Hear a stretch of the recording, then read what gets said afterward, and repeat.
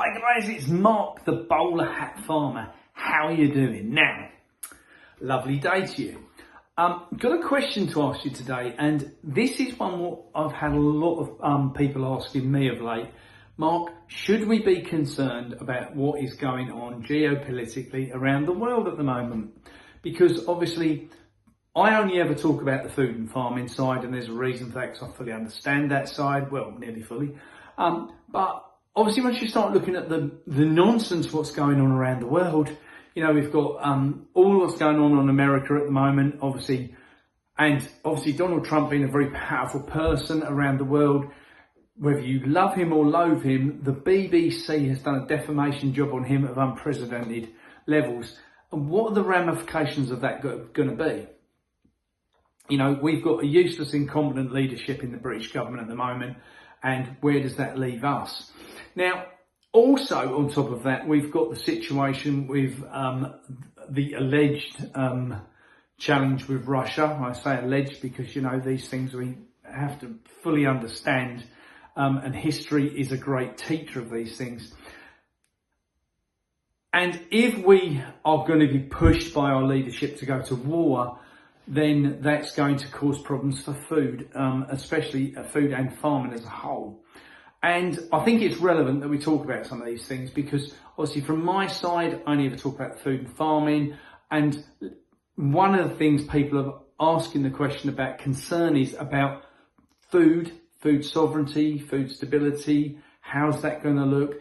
And where do we go from here to get ourselves out of this muddle? Well, firstly, do I think there's going to be food shortages? Yes, I do 100%. I believe that everything what's going on geopolitically is 100% without fail is deliberate. And as a result of that deliberate side of things, they are trying to push us towards war with Russia. And as a result of that, then we will have a massive loss of lives across Europe. And unfortunately, I think that's a lot of nonsense what doesn't need to happen. So, when you fully understand what is going on, you'll fully understand there has to be food shortages within this. Now, there is a war going on at the moment already for those who don't understand, and there is a big war going on at the moment with the British government and the farmers. And at this point in time, there is an opportunity, in my opinion, to still stock up with food.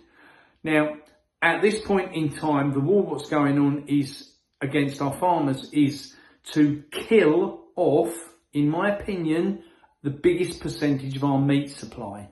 And with that, we've got the bird flu, we've got TB, we've got blue tongue, we've got all sorts of other nonsense illnesses. And I say nonsense because I don't think they are real in the depths of devastation what the government might have you believe. And, you know, there's a great white paper by a vet called Roger Meacock, who has a white paper that states that basically PCR tests, you know, they were part of the safe and effective side 5 years ago, are nothing but bullshit.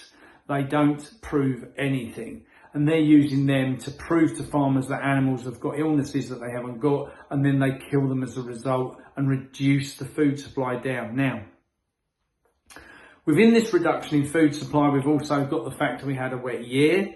As a point of having a wet year, we didn't produce as much grain. The potato yields have not been collected. The sugar beet was down. Everything's down, right? And as a result of some of these things that are down, and some of it is to do with long stretches of dry seasons, and some of it is now that it's too wet, it's been trashed. And within that, we've also then got the issue that the grain didn't grow properly, so we didn't produce enough straw. So there's no bedding for the animals. We didn't produce enough grass, so there's no hay for the animals.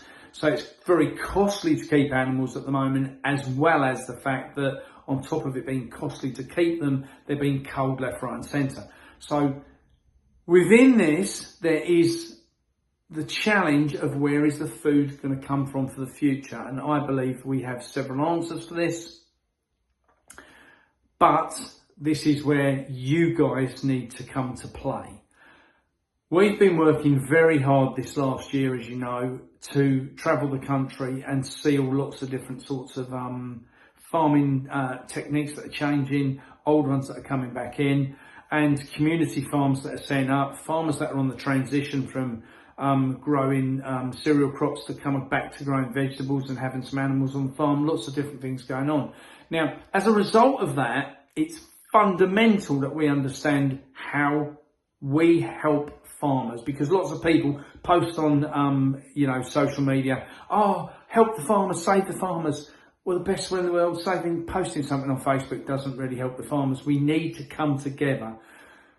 That's what we've been putting together the last few months. For those of you who have seen my videos, we're putting together a new food system.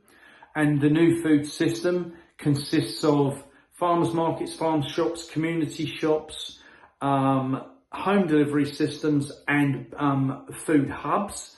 I will add one more in there this morning, and we talk about farm shops, but I saw a brilliant post by a guy called David Wheatley up in Wisbech, St Mary. And David has set up something called Farmers Shop, a farmer's shop, where all the farmers are taking their stuff directly to him and he's selling it, eggs, apples, potatoes, wheat, whatever it might be. Brilliant, brilliant idea. It's almost like a farmer's supermarket. We had said about this in the past and said that's what needs to happen, but no one had the balls, the initiative, the finances to do it. This guy seems to have pulled it off. I'm going to interview him before next weekend, and I'm looking forward to that because this guy's just got on with it. He's a bit like me. He's just, been advertised on social media, built up a bit of a following, and he's getting on with something, and that to me is where the passion sits.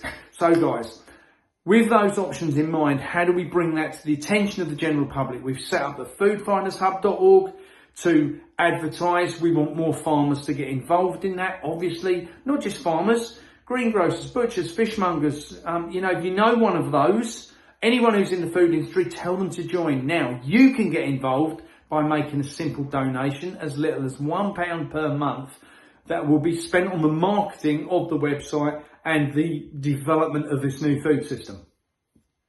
If you have offered to volunteer and you've not yet been contacted, please bear with us. We've been inundated with so many people wanting to help, and we've obviously got to try and find things for those people to do all across the UK. So please bear with us. We know we've got about a dozen people placed so far, but just bear with us while we work this out. Guys, we're making progress. We're doing it together. This is the new food system. The new food system, I will state, through the CIC, the Community Interest Company that the donations are going to, is heavily involved in the fact that we need better quality food, which will give us better quality health, and we do that by better quality education. Those three things have to go together.